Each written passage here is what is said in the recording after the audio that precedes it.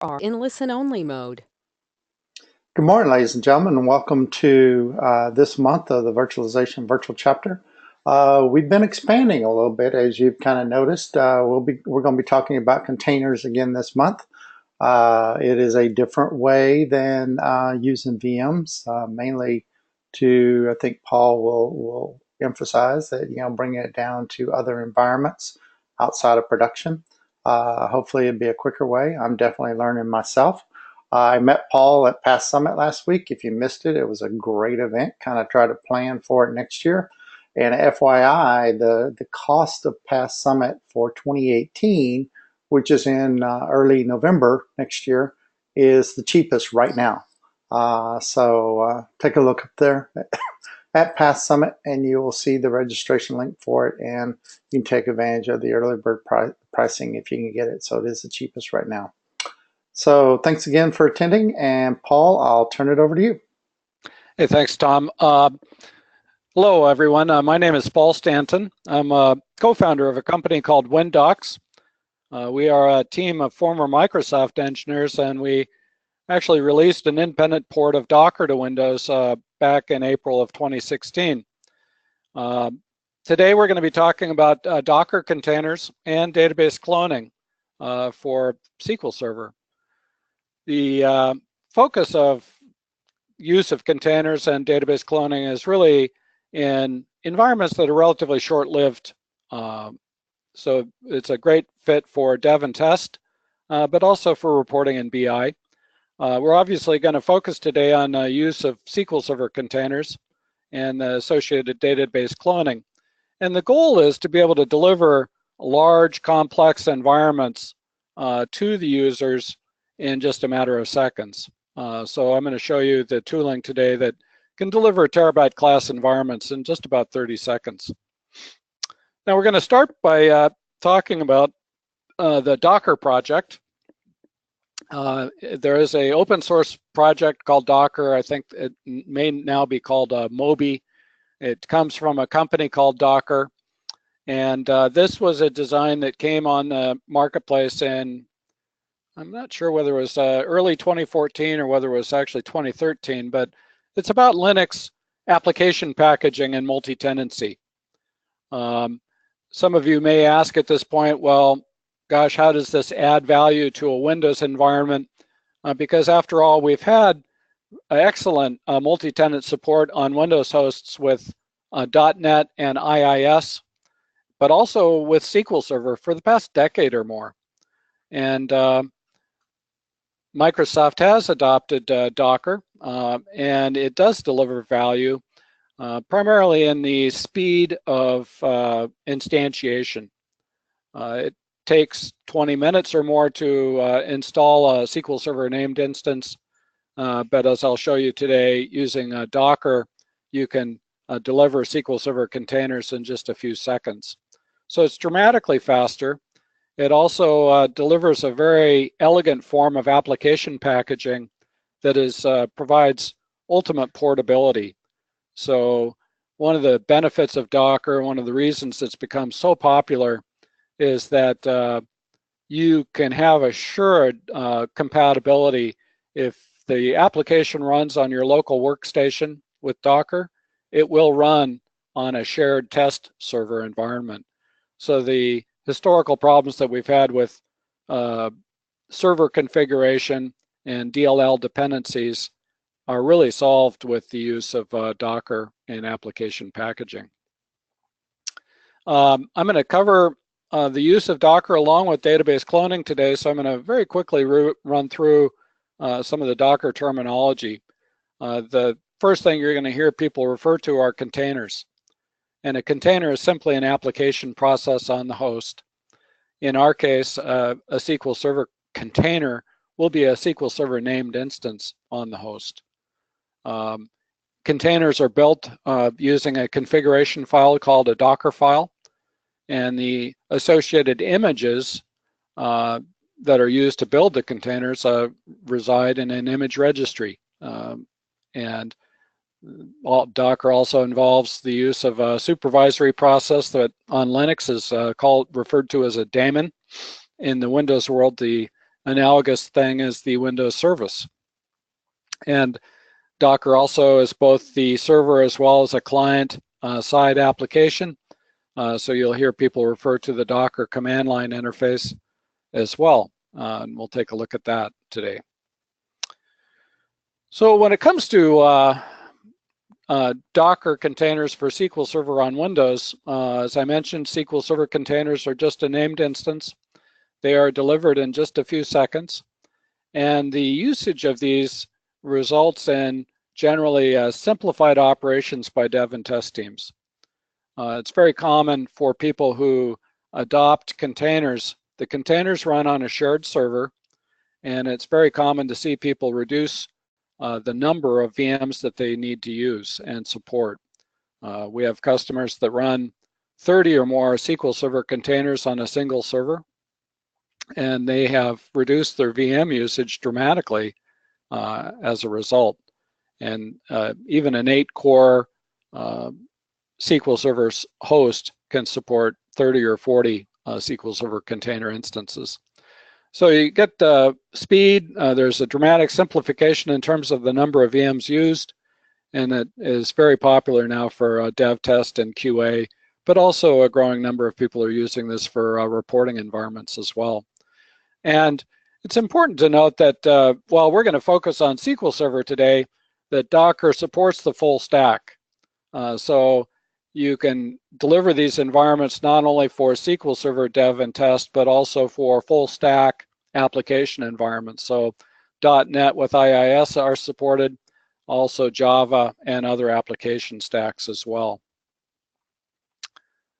Now, you'll hear people talk about Docker and relational databases, and some people will assert that Docker is ill-suited to use with stateful applications like SQL Server. And the reason they can make that statement, and there is some truth to their comment, is that Docker containers were originally designed to support stateless applications. The containers are designed to be deleted and replaced rather than to have a long-lived use. That is true, and it's also true that databases that are put into the local container file system do not persist if the container is replaced or updated. But having said that, there's nothing about this technology that is particularly ill-suited for SQL Server and stateful apps.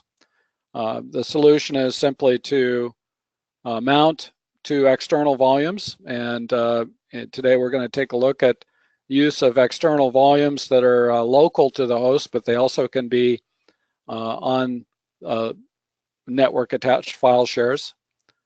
And the containers as a named instance on the host are not ill-suited for long-lived operations. There's no reason SQL Server containers won't ultimately be used in production usage. I don't think that the containers per se add value in a production use environment today, apart from perhaps DR scenarios. The fast instantiation doesn't add value in a production environment. The database cloning doesn't add value in a production environment. But I do think that people will ultimately use containers in production, largely because there's a strong desire to have consistent tooling throughout the life cycle of an application. And this is what we see in the Linux world today. Docker was initially adopted for support of dev and test. And as time goes on, we see more and more people putting Docker into production usage, primarily for the consistent tooling throughout the application lifecycle. Tom, do you have any questions at this point? I'm moving fairly quickly, so I want to make sure that we address questions as we go.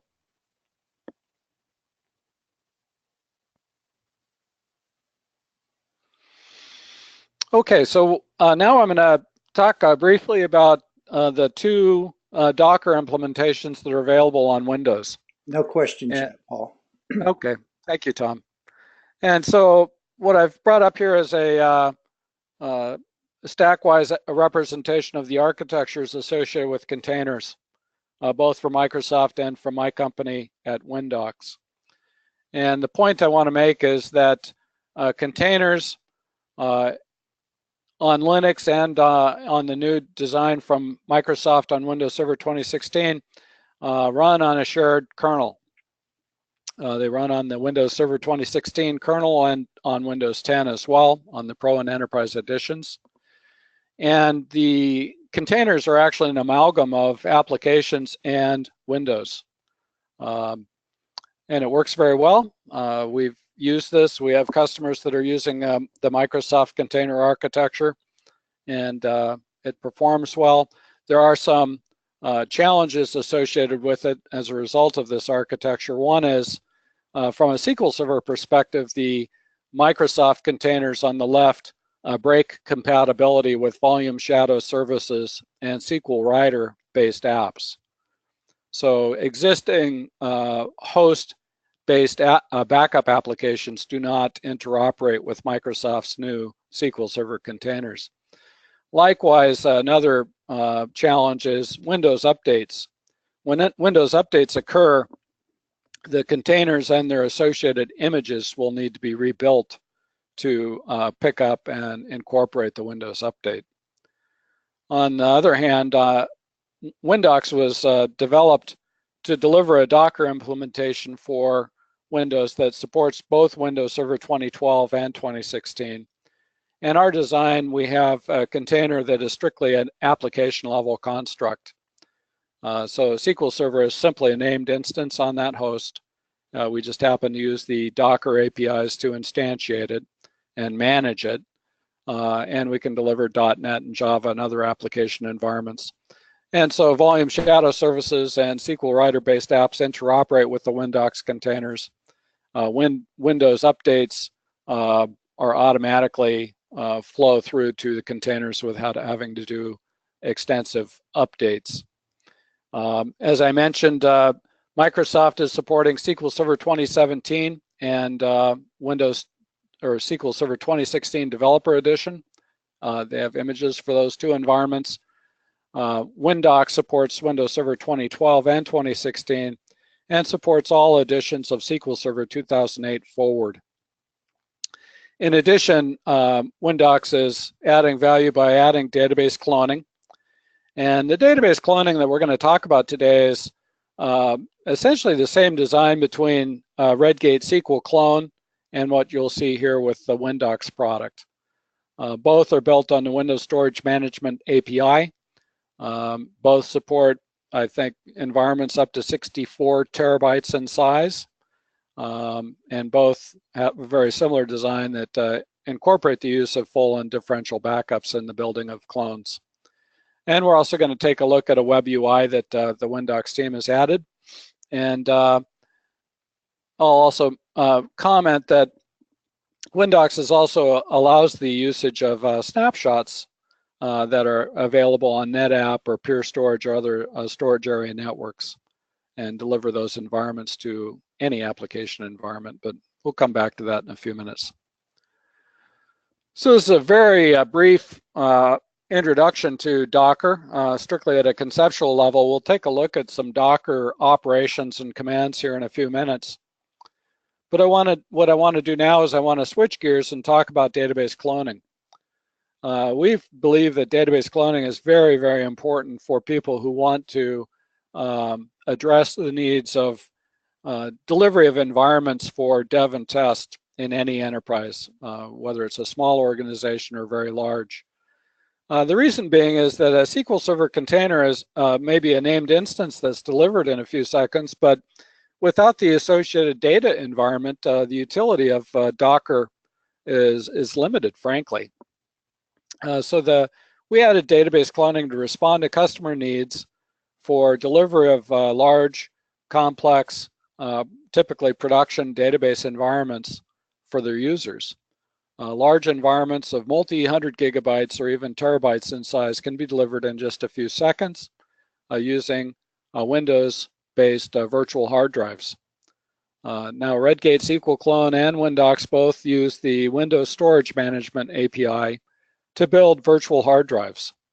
The hard drives, in turn, are used to support the delivery of what are called Windows differencing disks, which are clones of that VHD. Each differencing disk has inode pointers to the parent VHD for read-only source data. And those clones then can be mounted to containers or conventional SQL Server instances. And the users, if you have 30 or 40 clones on a host, the users generally don't realize that they don't have complete, dedicated, isolated environments.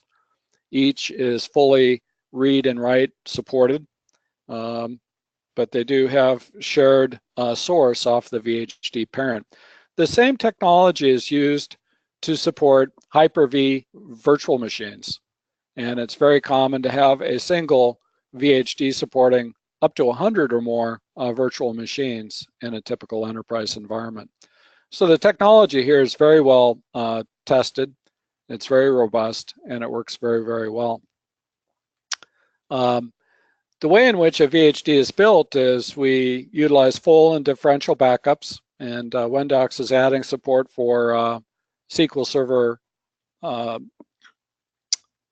log shipping updates, so we can do incremental updates to the image. And the building of that VHD then becomes a full byte copy. Now, the initial image creation can take a fair amount of time if it's a large database. It can take hours in some cases for large terabyte class databases. But the updates, however, can be fairly fast. And as I mentioned, you can apply differential backups, and in the near future we'll support SQL log shipping as well. And as I mentioned, the clones support full read and write operations.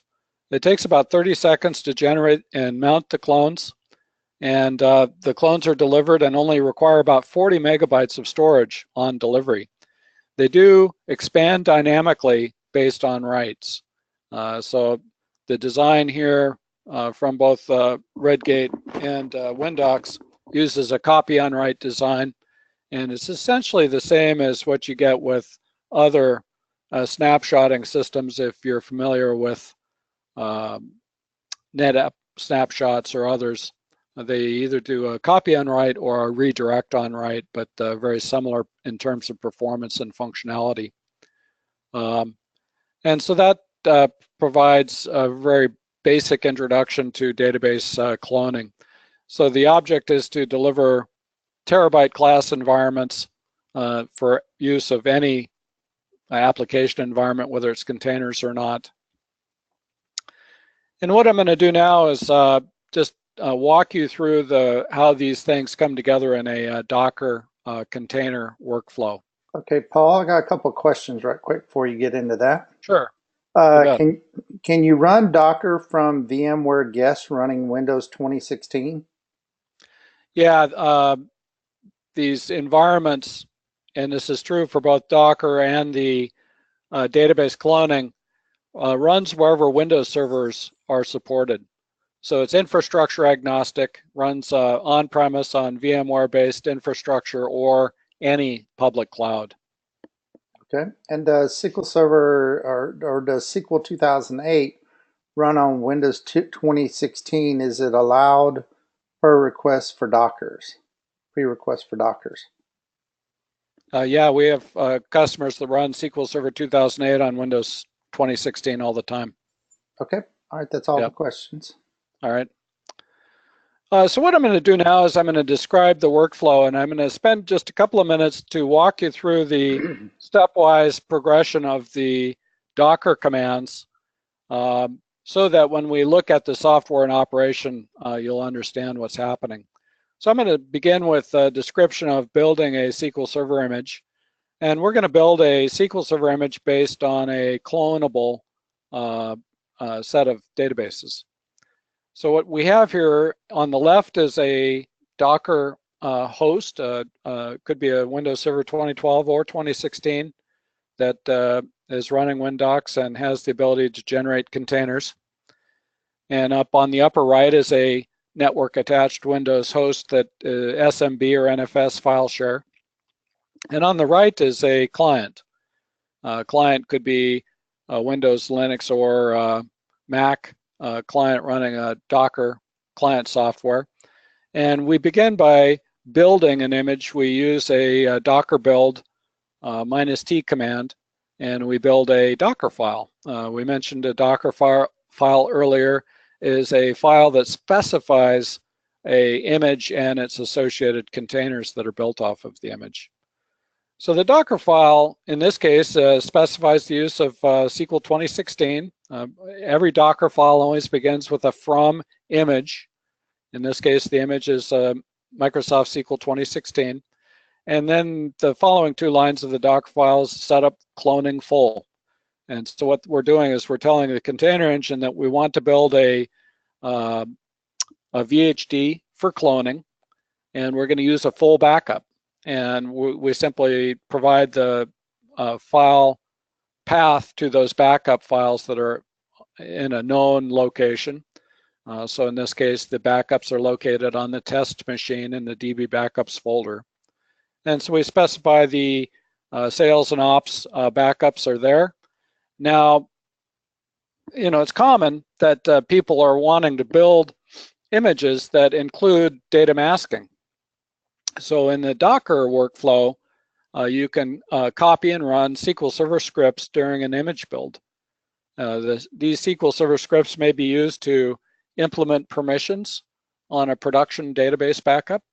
The SQL Server scripts may also be used to implement data obfuscation or data masking so that the data delivered to the users is appropriately prepared. And so the context of the Docker file is sent to the container engine and is processed then in a serial fashion. So we begin by building the SQL Server 2016 container.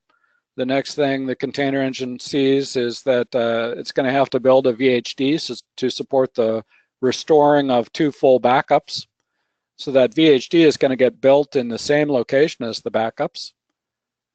And it is mounted, and the backups are restored to it.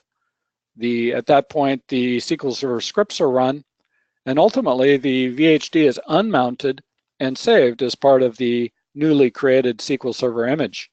In this case, the image that we built, Docker build -t, is called clone. So we assign the image name during this process. And so that's your stepwise progression. There are a lot of moving parts with the creation of the VHD and this clonable image. Now, once that is created, then the workflow to utilize the image to create clones is very straightforward. And again, with the same picture of the file share attached host, the container engine, and the client on the lower right, we simply run a simple command of docker run -d on the image name, in this case clone. That command is sent to the container engine. The container engine is going to pull the particulars of the image. It's going to see that it needs to provision a differencing disk off of the parent clone VHD. That differencing disk will expose the database files that are in that image. Those are then mounted to the container. And the script has already been run, so at that point the engine will return the results to the client, and the results include a unique container ID text string. There's ports that the container is available at, and it's also optional to expose SQL SA credentials if you want in the Docker workflow. And so that's a very brief introduction to database cloning and the Docker workflow. This is just a quick slide that describes what we're doing at Windocks, which is to deliver these environments, whether they're Windows-based clones or snapshots sourced from a storage array network. We are delivering environments to the Windocks containers, but also Microsoft containers as well, and conventional SQL Server instances. We're also adding support for MySQL and DB2 in response to customers' needs. So Windocks is evolving from a container engine with database cloning to a enterprise data delivery platform in the context of what we're talking about. So I'm going to switch gears here, and Tom, can you confirm that you're seeing my screen still? I'm now showing a web-based interface to a container host. Yes, Paul, I'm seeing your screen, and there's a couple questions that I have before you probably slide Yeah, into that there. you bet. Go The ahead. first question is, how does Microsoft charge licenses of SQL on Docker and containers? Yeah, that's a good question. Microsoft has not yet clarified how they're going to provide licensing for SQL Server in the Windows containers. What's interesting, a comment I'll make there, Paul, is that if you're installing the dev development version of SQL Server, which you can use in development and test because it's not on the front end, then basically SQL Server is free. Yeah, you would think so. There's still an open question as to what the SQL Server license terms are going to be for use with these new Windows containers. Okay. And that is an open question. Now, with Windocks, that we don't have that issue. We don't have that question because, and I'm glad the question came up, because Windocks actually uses a host-based instance of SQL Server for the image support. So on this machine, this is a cloud-hosted instance. We actually have SQL 2014 installed, and it's running on a Windows Server 2012 R2 instance. And we use Microsoft's existing SQL Server licenses that support a unlimited number of named instances on a licensed install.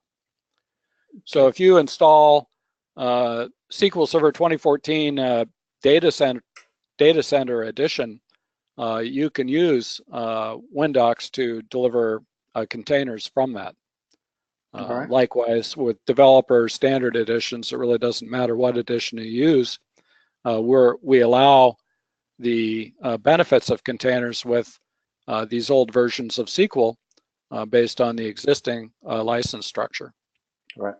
And So, next go ahead. question that they have is, does Docker images get their own machine name, and if so, how?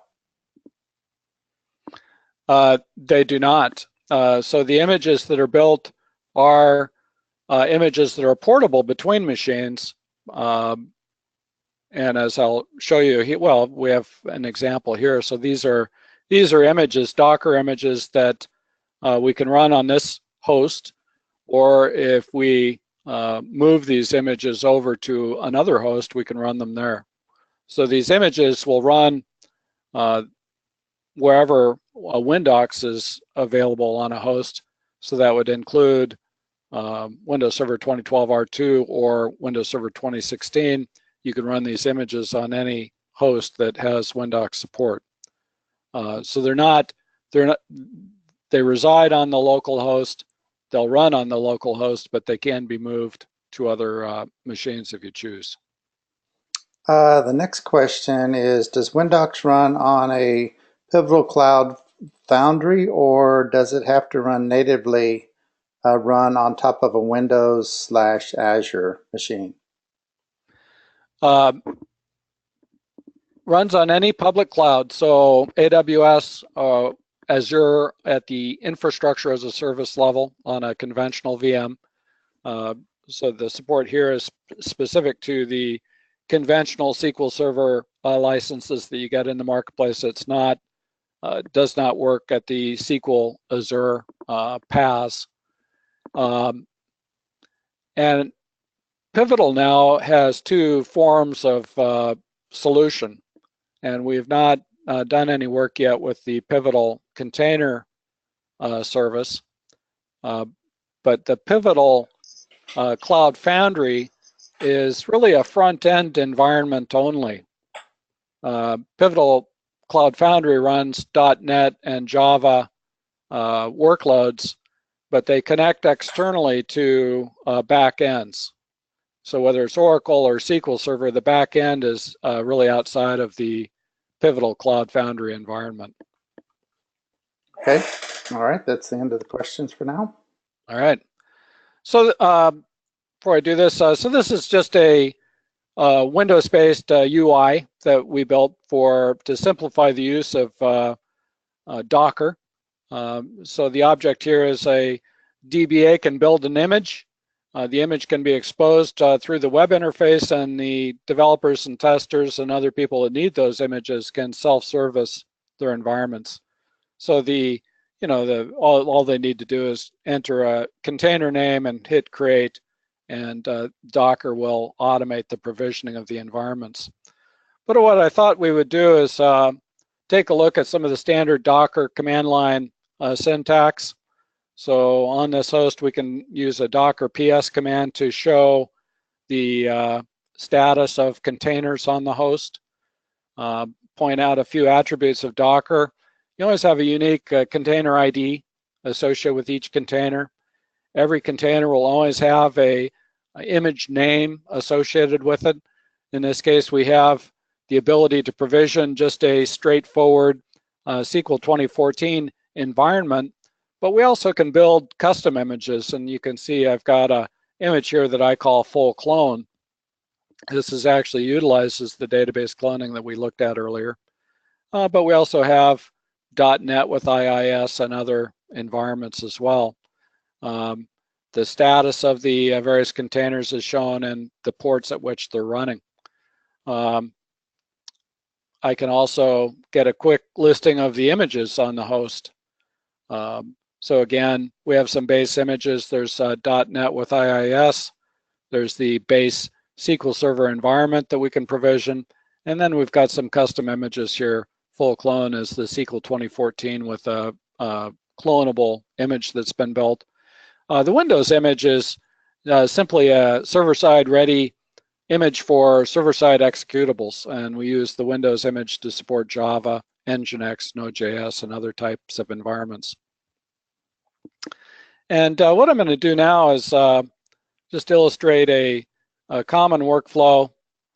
Now that we have an image, if I'm a developer, all I need to do is a run -d command on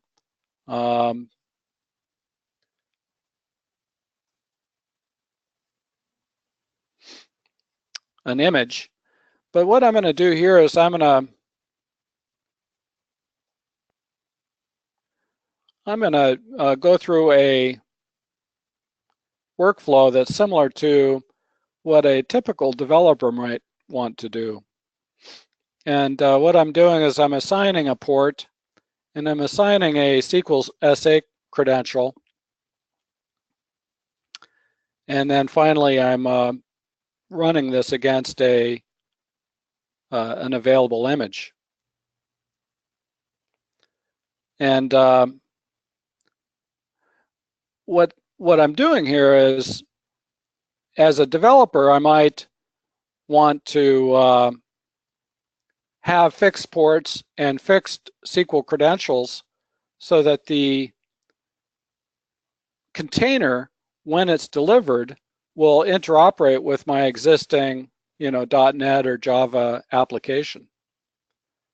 And so what I've done here is I've pre-assigned, I'm saying, look, I'm going to use port 10,088. I want to have a SQL SA credential of, this complex password. And just in a few seconds, the system has gone out. It's substantiated a SQL Server container. It's cloned the VHD. It's mounted the databases to my container and applied my connection string details. And so this environment is running now. So let's just go ahead and access it. The benefit of this Docker workflow is that it interoperates with all your existing SQL Server tools. So I'm going to go ahead and type in my password. I could use Windows authentication as well, so you're not limited to SQL SA. But this is the workflow. So we have an image on the system. I was able to, as a developer, I could say, hey, I want a known port and a known credential. And so now this environment that I've provisioned will interoperate with my .NET app. And so this is a very common workflow. And you can begin to realize the power of this type of workflow. In the time that it took me to provision that container, I could deliver a 2 terabyte class database. It's very fast, very efficient, very low storage footprint, and it delivers a full read-write supporting environment for development and test. So, it's kind of a game changer for most people when they realize that it's as simple as this. Yeah, go ahead. So the question I have is, I've got a development staff in Oregon, a development staff in Denver, and a development staff in North Carolina. So what does it only push like megabytes to their machine, and then we have to have a very strong connection to wherever the Docker host is? What we see happening is, and the scenario you describe is very common. I mean, it's almost universal. What we see is that wherever the production database environment is, it generally makes sense to run development and test environments somewhere close, preferably on the same local area network as the production system. And to have people do their development in a fashion where you're doing it essentially in a remote location or even in the cloud. We have a lot of customers, for example, that one of the reasons people are attracted to cloud-hosted instances, be it on Azure or AWS, is for support of globally distributed teams. So we've got customers that are running their workflows on a cloud-hosted instance, and the developers are accessing, these environments remotely. So does that answer your question? Yeah, so I think that answers my question. So basically, what you're saying is, in the scenario I gave you, basically you'd put your instances or your containers up into the cloud and have them then connect that way. Yeah, or I would host the SQL Server environment somewhere that's adjacent to the production system, so you're not transporting large backups over the wire.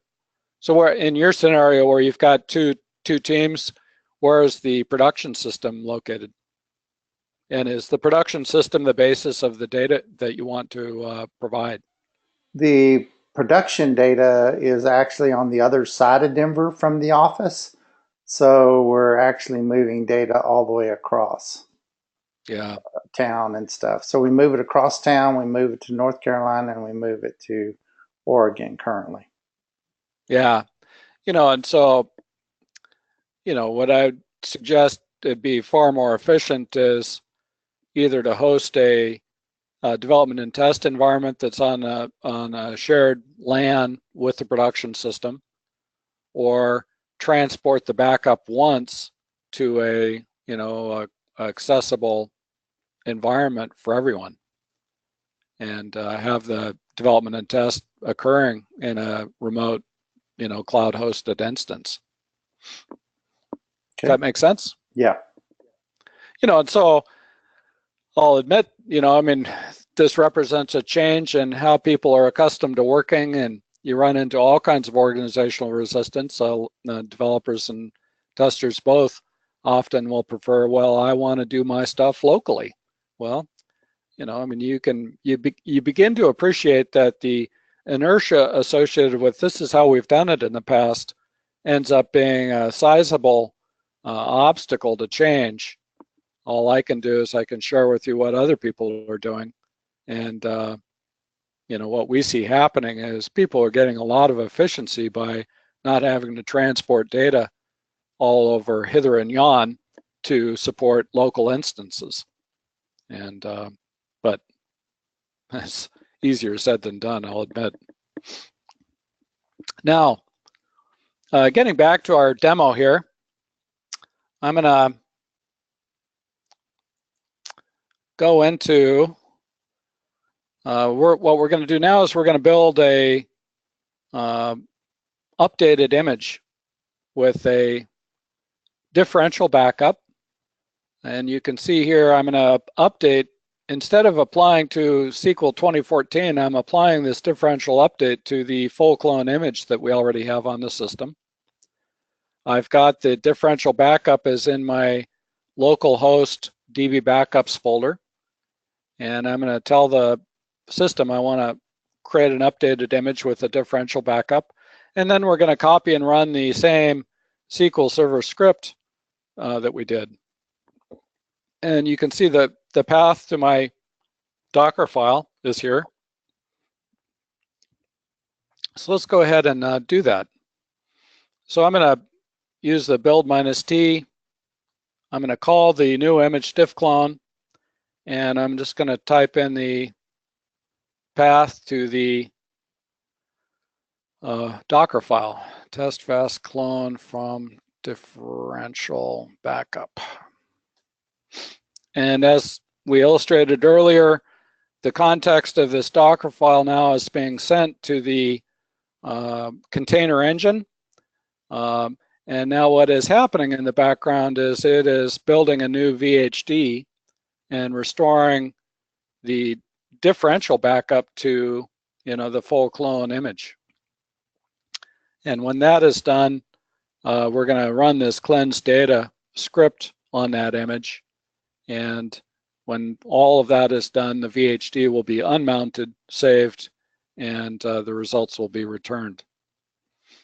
And this is a fairly small backup, so it isn't going to take very long to run.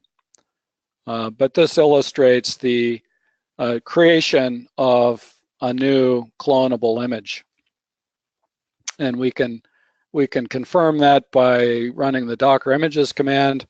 You can see the diff clone image is now available, and I can easily create an environment. In this case, I'm not going to assign ports or credentials. I'll just let the system apply, the next available port, just to keep the command line syntax simple. And so what's happening now is the system is going out, it's referencing that image, it's building a differencing disk, it is, recognizing what are the databases in this disk, mounting those databases to that SQL Server 2014 container, and now it's returning the details to us in the Docker command line. So again, containers on delivery have a unique container ID. The containers are going to be assigned at a port on the host. In this case, I have it set up so that we are provisioning SQL SA passwords. And like we did before,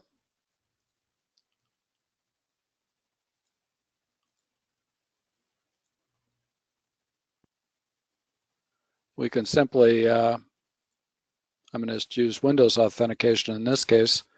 But now, we've just gone through a reasonably complete workflow. So as a DBA, I applied a differential backup. I built a new image, and then I provisioned an environment based off of that image. And I've done the whole process in just a matter of a minute or so. And there you have it. So we've got a new running container with this environment. If we come back to the web UI, you can see the diff clone image is available, and you can also see the latest container that I built off the diff clone is right here. And so this is the the use case of Docker containers for SQL Server is delivery of dev and test environments, but also for reporting. This has been a brief introduction to what are database clones and a workflow associated with the clones and containers. And all this is available for Windows Server 2012 or 2016 and any version of SQL Server 2008 onward. So I'm going to go back now and do a quick wrap up from our slides. So in summary, Docker containers and database cloning, I think, are just terrific solutions for dev and test. They're also very good for reporting and BI. I would not argue that this is necessarily adds value from a production usage perspective. I do think that over time people will be tempted to run this stuff in production, and it will be driven by a desire for consistent tooling. Both Microsoft and Windocks containers lack support for SQL Agent today, which is one limiting aspect of containers for production use. And when it comes to database clones, the clones, given the architecture I've just described, are really suited for dev test use. You have a shared VHD, so we don't recommend that this is necessarily the best environment for performance or stress testing, because you do, after all, have a shared parent disk. And most people are running the VHDs either on the local host or on a network attached file share, so this is definitely not the environment for performance and stress testing of a production environment.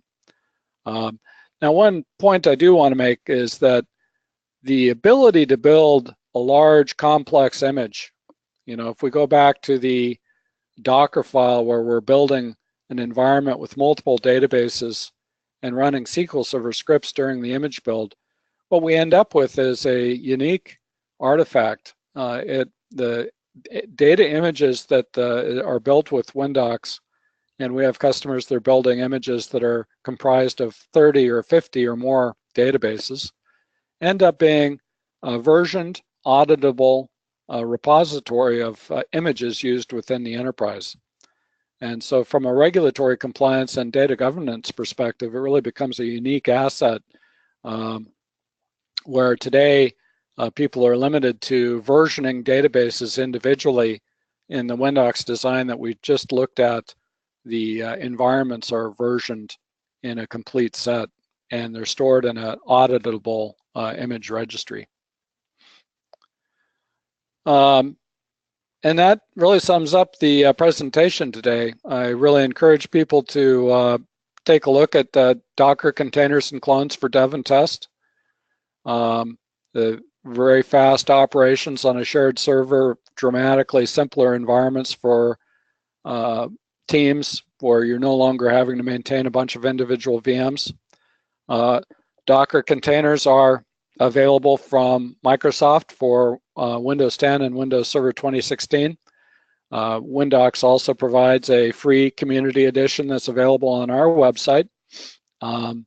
And I'm always happy to speak with anyone that's interested, so feel free to drop me an email. My email address is paul.s@windocks.com. And I've really enjoyed the opportunity to join you today. And Tom, do we have any last questions that I can address before we wrap up? Yeah, we got a couple there, Paul. First question is there an API where those commands can be called by automation or by PowerShell? Yeah, very good question. Absolutely. Docker is a API-driven environment, so the web UI that we looked at is completely driven by the web UI, and we integrate with a wide variety of systems and have partners that are building solutions using PowerShell and other technologies. Okay. And then someone commented, said you said it lacks support for SQL Agent. I assume it also SSRS, SSAS, and SSIS. Does it support those? Yeah, good question. Windocks is in the process of shipping support for SQL Server report servers this coming month. But analysis and integration server, there's currently no plans for that. And I don't know what plans, if any, Microsoft has for that either. All right. And then a couple other questions. Will Dockers run on a Mac? Your Dockers? The Docker client will run on a Mac. The Docker server that we've looked at requires a Windows host. Okay. And so the hosting of the containers is operating system specific and requires, in our case with Windocks, it's Windows Server 2012 or 2016 or Windows 8 and Windows 10. With Microsoft, the containers require a Windows 10 or a Windows Server 2016. Okay, so it will not, a container will, what I hear you saying, to reiterate, that you're saying that it will not run on a Mac then? No, Containers. the containers are operating system specific. Okay. And I would assume that would also be with Chrome OS too. Yes. Okay, all right. Well, let's see if anybody else poses a question here while we wrap up here. Ladies and gentlemen, I want to thank you today for attending. I hope this was very beneficial to you. We are recording it. It will be up on YouTube hopefully by the weekend. And I'll send everybody a link out to the presentation so you have the ability to go out there and look at it. If we have no further questions, Paul, again, it's a pleasure meeting you at Summit, and thanks again for the presentation. If anybody's got any questions or anything, and you might want to send me your slides, email me your slides, and I'll put them up there with the YouTube presentation so people have them and yeah, I'll do that, Tom, and can get hold of you. So thanks again, and have a great day. Yep. Thank you, Tom. Mm-hmm. Bye-bye.